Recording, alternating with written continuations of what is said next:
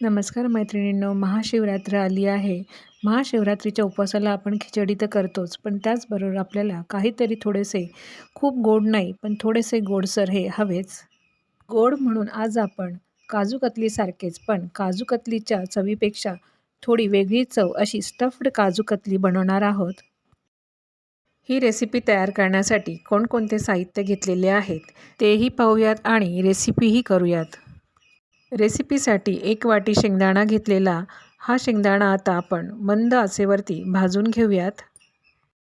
मंद आचेवरती शेंगदाणा भाजायला आपल्याला 5 ते 7 मिनटं तरी लागतील. शेंगदाणा हा वरतून त्याचे साल हे फुटायला लागले म्हणजे शेंगदाणा आपला हा भाजला गेलेला आहे असे समजावे. शेंगदाणे आपले भाजून झालेले आहेत. आता ते एका प्लेटमध्ये काढून घेते. यानंतर अर्धी वाटी काजू घेतलेले आहे. काजू देखील हे भाजून घ्यायचे आहे. काजूचे प्रमाण हे तुम्ही तुमच्या आवडीप्रमाणे कमी जास्त करू शकता.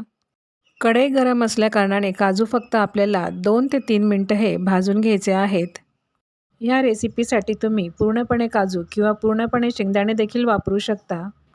आता यानंतर अर्धी वाटी बदाम देखील आपल्याला भाजून घ्यायचेत. बदाम हे भाजता भाजता त्याची साईज ही थोडीशी वाढलेली असते. अगदी 2च मिनटामध्ये ते देखील भाजून होतात. ही रेसिपी तयार करण्यासाठी मी ओल्या नारळाचे अर्धा वाटी खोबरे घेतलेले आहे.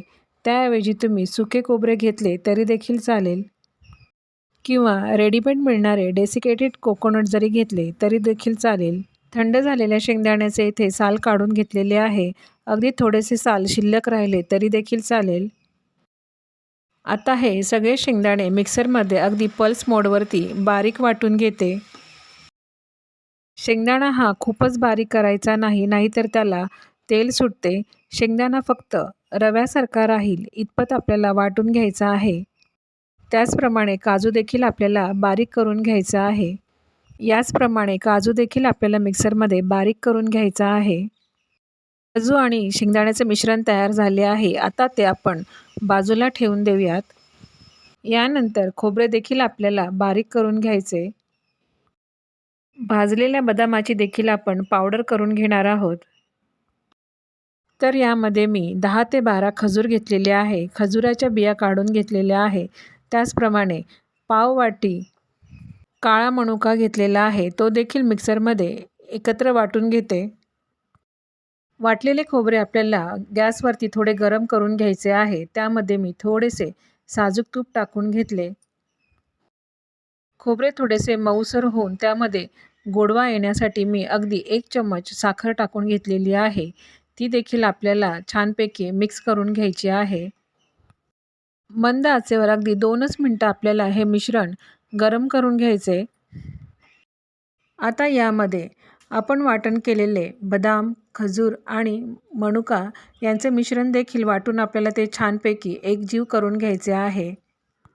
हे मिश्रण टाकल्यानंतर गॅस आपल्याला लगेचच बंद करून घ्यायचा आहे. बंद गॅसवरच आपल्याला हे सगळे मिश्रण एकत्र करून घ्यायचे आहे. हे आपले स्टफिंग तयार झालेले आहे. स्टफिंग हे अधिकच चविष्ट होण्यासाठी यामध्ये 1 चम्मच गुलकंद टाकून घेतले आहे. गुलकंद अगदी ऑप्शनल आहे.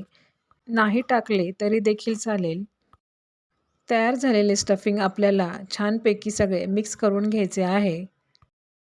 तयार केलेल्या स्टफिंगचे आपल्याला एक लेयर तयार करून घ्यायची आहे. त्यासाठी मी इथे प्लेटला तूप लावून घेतले.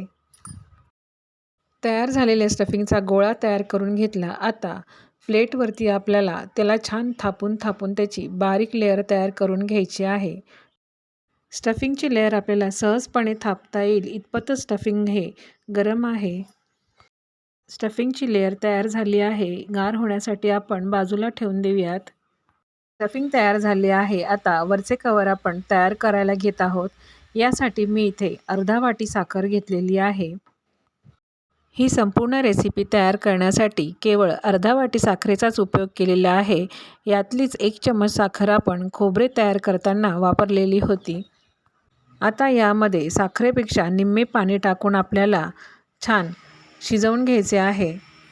साखर पाण्यामध्ये पूर्णपणे विरघळेल तोपर्यंत आपल्याला साखर ही हलवत राहायची आहे. पहा, साखर ही पूर्णपणे विरघळलेली आहे आणि सगळ्या बाजूनी पाक हा शिजत आहे. या स्टेजला आपल्याला लगेचच तयार केलेले काजू आणि शेंगदाण्याचे मिश्रण यात टाकून घ्यायचे आहे आणि मिश्रण हलवून घ्यायचे. ही सगळी कृती करताना गॅस हा स्लोच ठेवायचा आहे. गॅस हा अजिबातच जोरात करायचा नाही. या मिश्रणात देखील मी अगदी थोडेसे तूप टाकून घेतलेले आहे. मिश्रण हे छान एकत्र झाल्यानंतर त्याचा गोळा तयार होत आला की गॅस आपल्याला लगेचच बंद करून घ्यायचा आहे. बघा, मिश्रणाचा गोळा हा तयार झाला. गॅस देखील बंद केलेला आहे. तयार झालेले मिश्रण आता एका प्लेटमध्ये काढून घेते.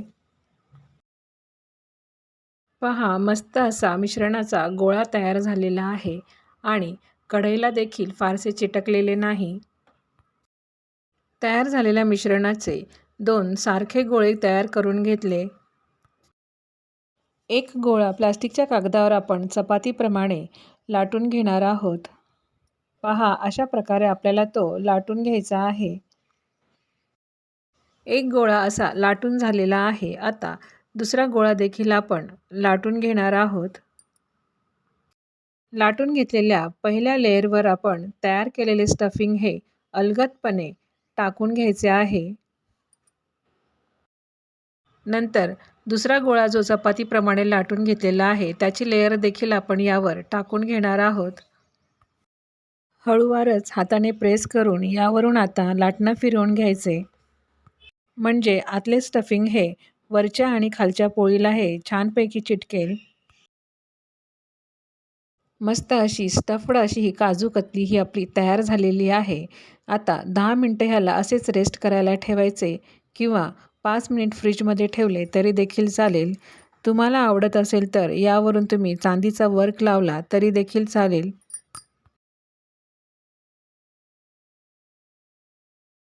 10 मिनिटांनी आपल्याला पाहिजे त्या आकाराच्या आपण त्याच्या वड्या पाडून घ्यायच्या आहेत.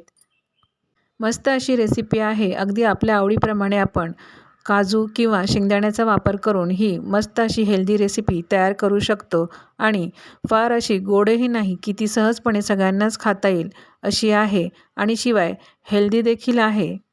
कोणत्याही फंक्शनसाठी किंवा गोड कार्यक्रमासाठी 2-3 दिवस अगोदरच तुम्ही ही रेसिपी तयार करू शकता. कट केल्यानंतर पहा त्याचे लेयर्स किती छान दिसत आहे.